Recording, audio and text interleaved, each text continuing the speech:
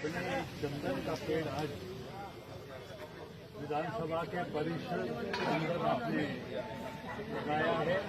आपका ये चंदन के पेड़ को लेके आपका क्या वार्ता आप देना चाहते हैं समाज